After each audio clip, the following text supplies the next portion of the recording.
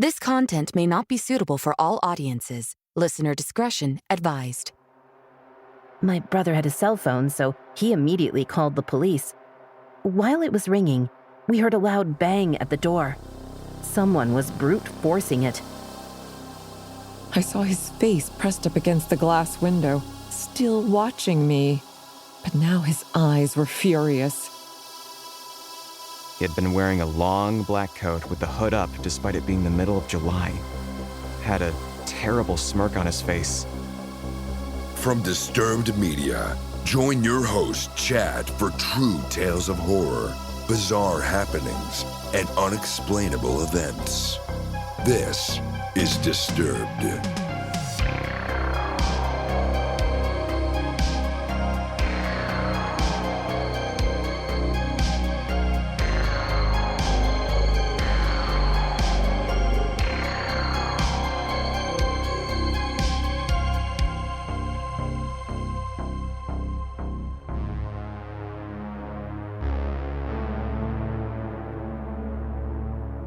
Welcome back in, everyone, and thanks for joining me. This week, I'm bringing you 5 true, horrifying tales that will horrify and terrify. So sit back and listen close as we dive into the horror. We open the show hearing from Reddit user Happy Ghost Pogs, featuring voice work by Tanya Eby, and We Need to Hide.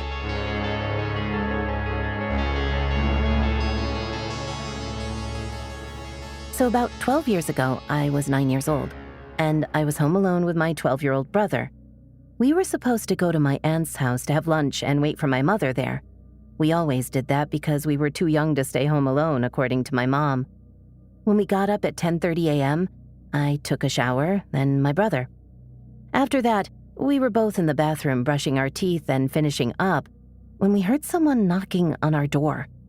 Since every time someone knocked at our door, they turned out to be salesmen or Jehovah's Witnesses, we kind of waited for them to go away.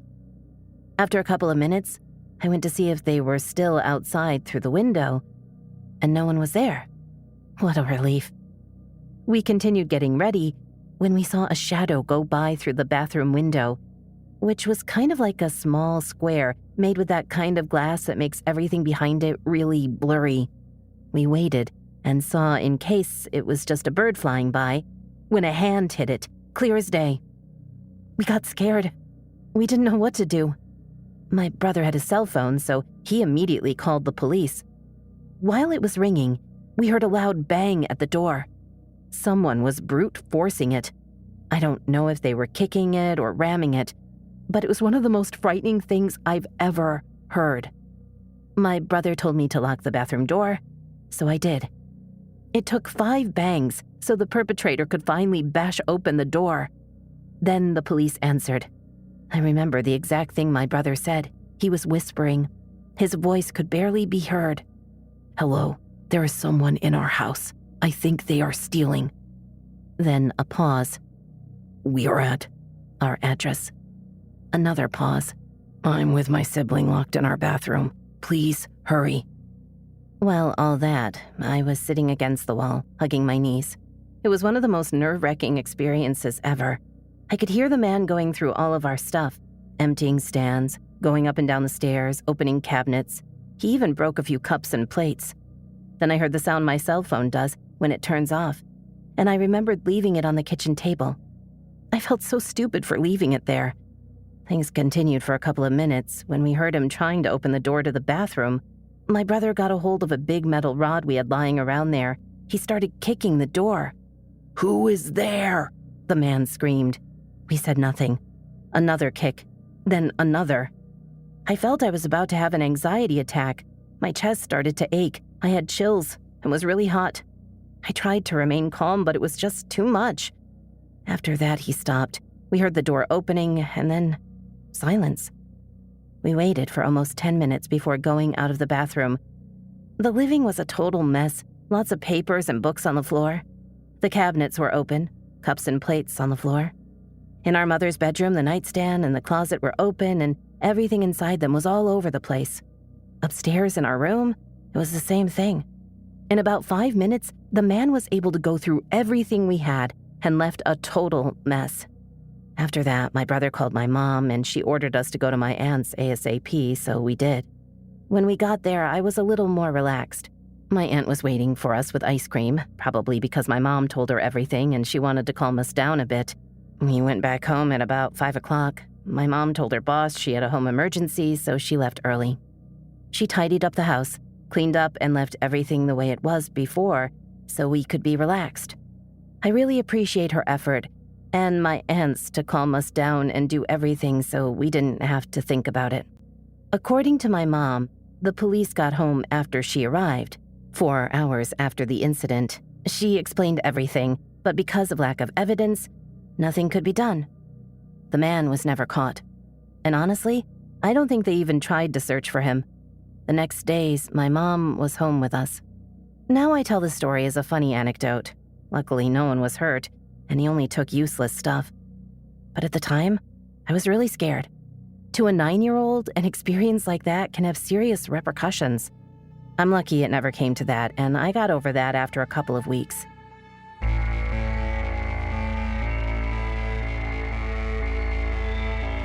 Looking for even more Disturbed?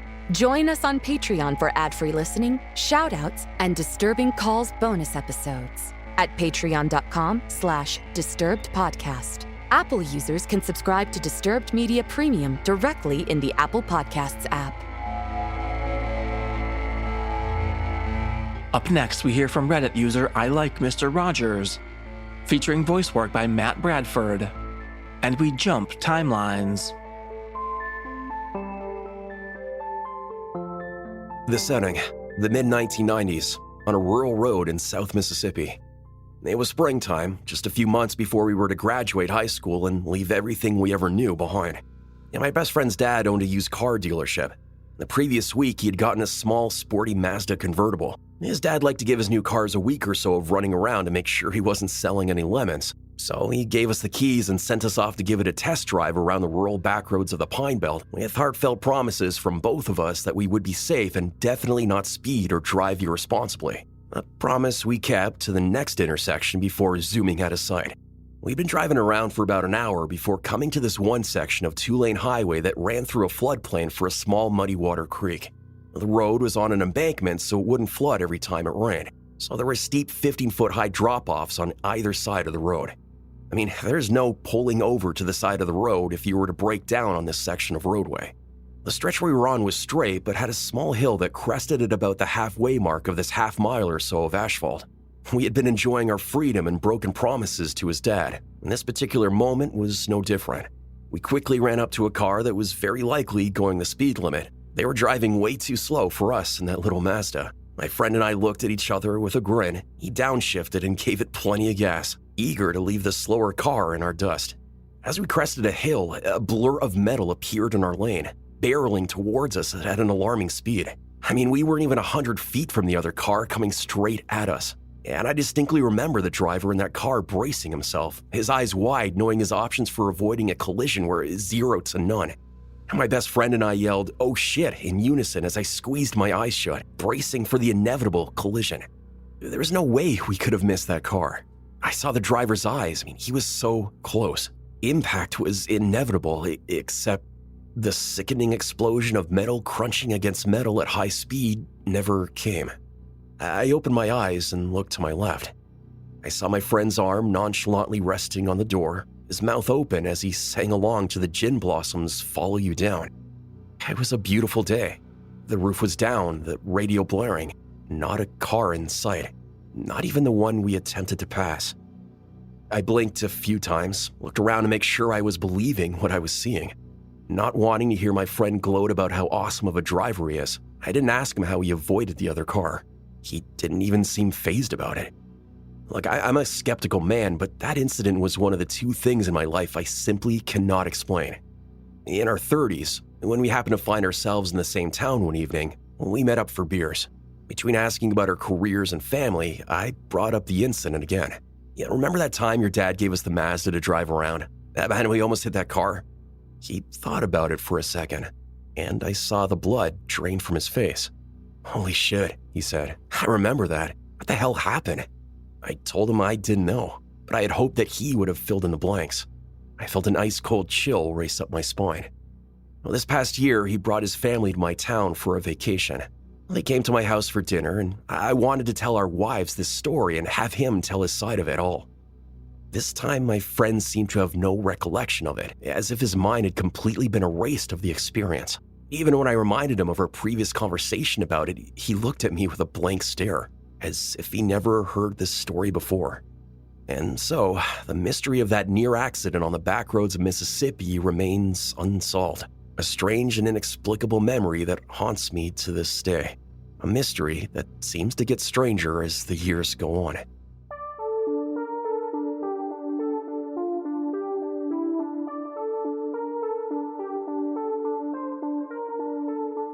Get your voice on Disturbed with our hotline, available 24/7 completely free. Tell us your experience or just leave your comments on the show. Visit hotline.disturbedpodcast.com on your mobile device or computer. Up next is an email submission from Joe, featuring voice work by Alvan Bolling II. And we're overcome by the fire.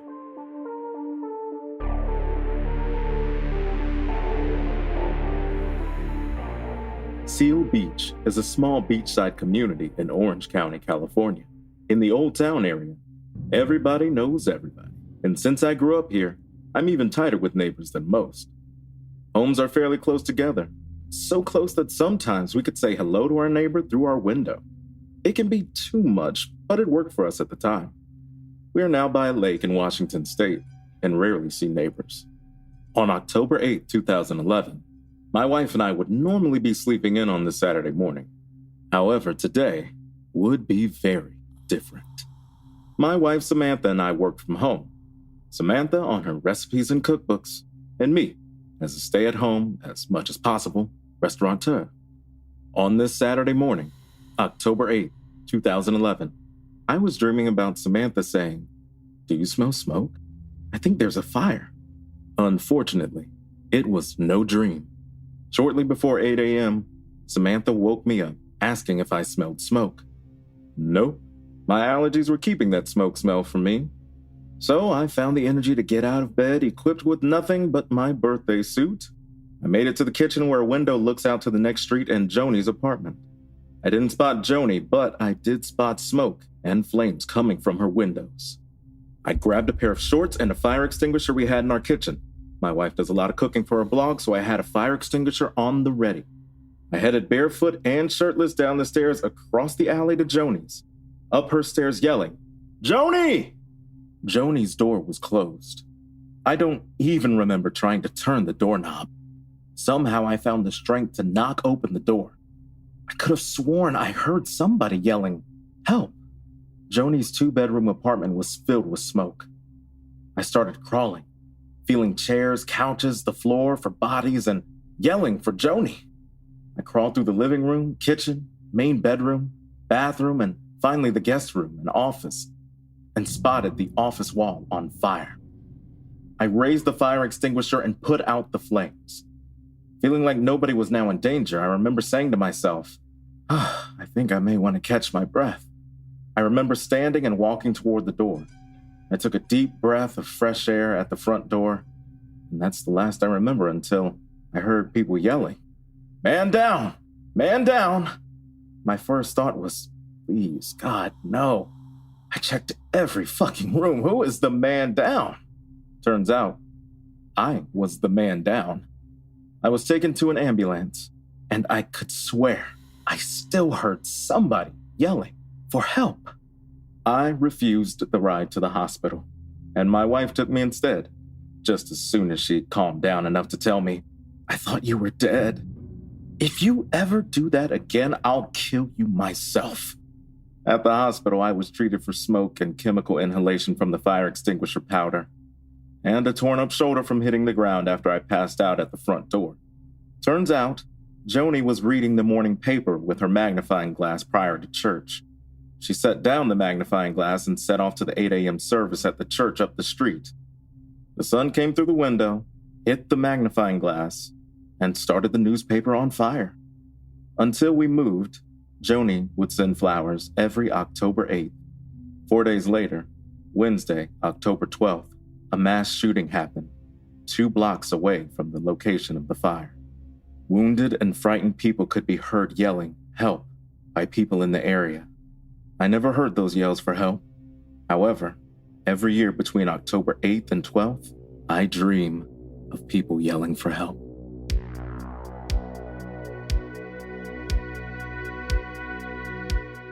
Hi, I really like your guys' podcast. I listen into it on the bus to distract me from all the other noises, and keep up the good work, guys.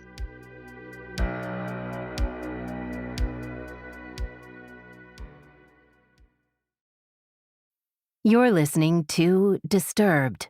Now, back to the horror.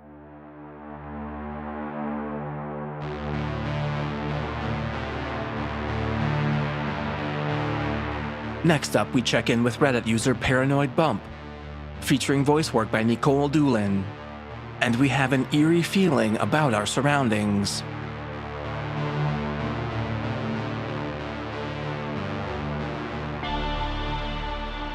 When I was 16 or 17, I was coming home to Brooklyn from a movie in Manhattan with my friends. I was the only one who lived in Brooklyn, so I walked home from the train alone. I was used to being out late by myself. I had a midnight curfew, but I frequently broke it, because I thought nothing bad would ever happen to me, despite an uptick of rapes and assaults in our neighborhood at the time. This night, however, I was actually slated to get home on time for once. It was the summer after I graduated high school, and I was feeling amazing. I'd had a little to drink and a little to smoke, and I felt like I was on top of the world. I remember that I was wearing this long, sheer cape thing with a very tight and revealing little dress underneath. Not that anything would have probably been different if I'd been wearing shorts and a t-shirt. However, because of my fun little outfit, I was feeling myself and being so stupid, taking selfies while I walked down the dark streets and listening to music with both headphones in, not paying any attention to my surroundings. I think I even sang as I walked. I got to my building after finishing my 10-minute walk from the train and walked up the steps to our apartment.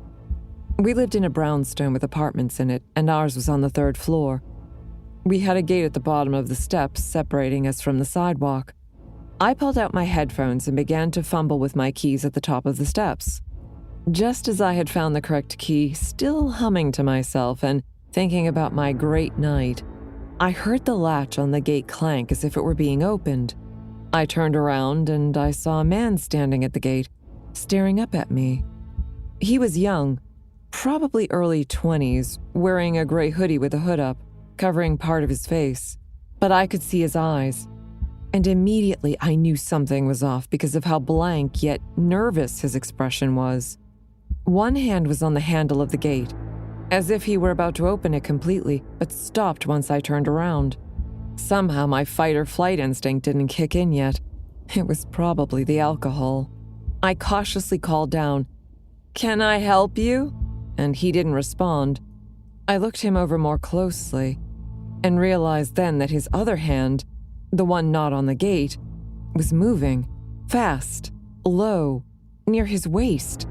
I registered that he was touching himself, gasped, and within milliseconds, he was sprinting up the stairs behind me, reaching out his hand to grab me. My brain clicked into place, and I started screaming at the top of my lungs as I jammed my key into the door and slammed it behind me. I ran up the stairs to my apartment, screaming for my dad, not even stopping to make sure the door was locked, thinking that if he followed me upstairs, he'd soon be met by my very tall father and our very loud dogs, who slept in the bedroom right next to our apartment door.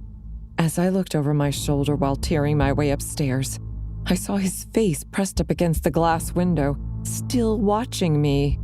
But now his eyes were furious.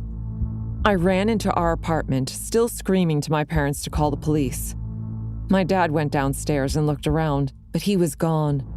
The police came anyways after my mom called, and came upstairs to take my statement so they could make their report. The 2 cops who showed up asked me to describe him. I did, and they said they'd cruise around looking for him. and regardless of whether or not he was found, a detective would call me soon to make a more detailed report. They never called me. There were many more rapes and assaults that continued to take place in my neighborhood for the rest of the summer.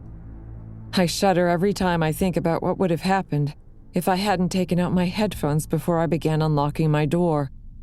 I don't know how long he was following me for, and as far as I know, he was never caught. From that point on, for those last few weeks before I left for college, I would call my dad and make him meet me at the train station so he could walk me home safely. Now, as an adult, I am far more cautious than I was as a teenager. I am always extra aware of my surroundings, especially at night, and I don't look at my phone while I walk home. I'll never get the image of his blank stare as he lunged towards me out of my head. I will never forget the feeling in the pit of my stomach as I realized that he followed me home, watching me and touching himself, and was waiting to strike. It was like being a deer realizing it's being stalked by a tiger, because the tiger accidentally stepped on a twig and gave itself away right before it could pounce on its prey. I'm glad, but also sad, that this story can serve as a kind of a lesson for people, especially young people. Always be aware of your surroundings, even when you think you're in a safe place. I was literally right at my doorstep, but so close to danger. It sucks that young women have to worry about shit like this even so close to home. We shouldn't have to, but we do.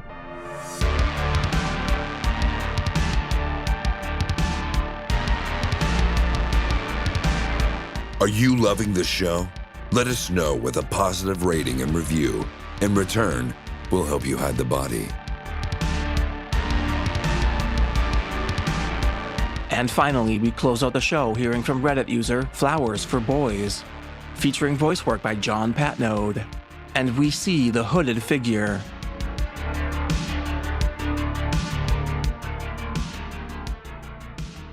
My childhood best friend Mary and I were around 11 or 12 years old at the time.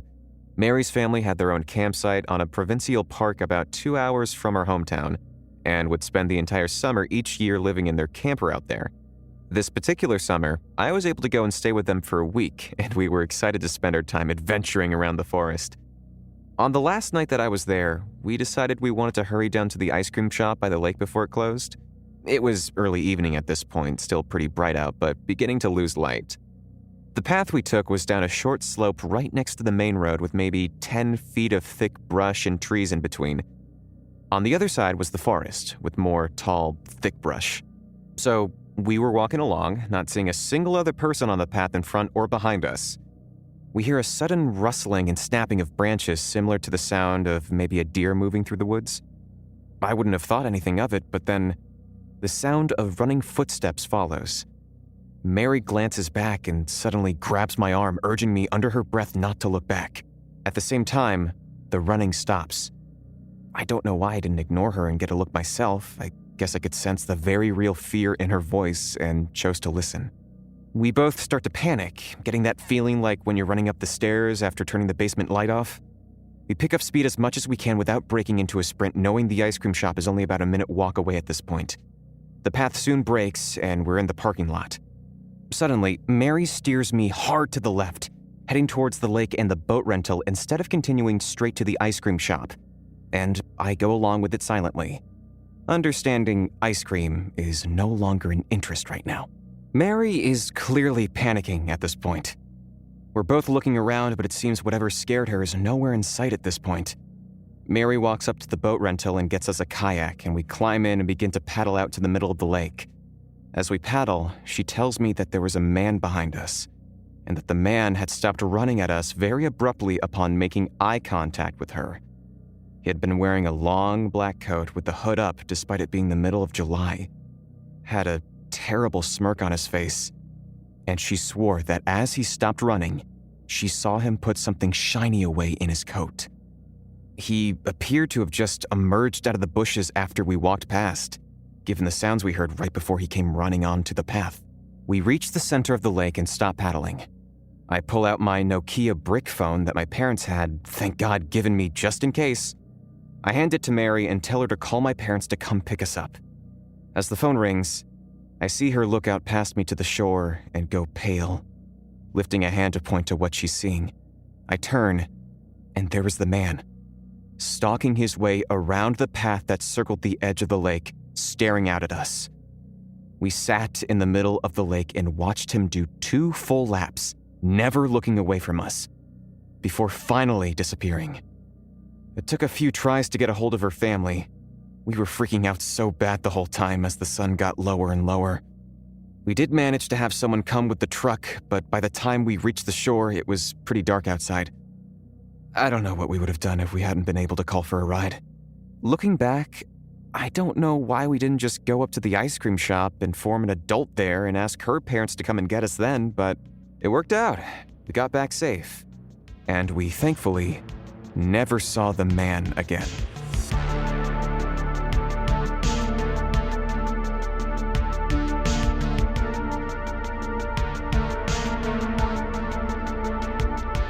Follow our social channels on Facebook and Instagram at Disturbed Podcast and on Twitter at Disturbed_pod. Don't forget you can send in your own true terrifying tale, either in writing or send us a voicemail. Head over to disturbedpodcast.com/submit to see all the submission options. If you'd like to support the show and gain access to bonus episodes, ad-free content, and early releases, visit patreon.com/disturbedpodcast. And a big thanks to our newest supporters, Nancy Erlenbach, Chris May, Cam Luz, Gina, Tyza Rosales, Eric Kemp, John Anderson, Cesar Herrera, and Abby Madison Brown. Thanks to all of you for supporting the show. Music by Carl Casey at White Bat Audio and co.ag. Thanks for listening. We'll be back next Thursday with a brand new episode. And don't forget to stay safe out there, y'all.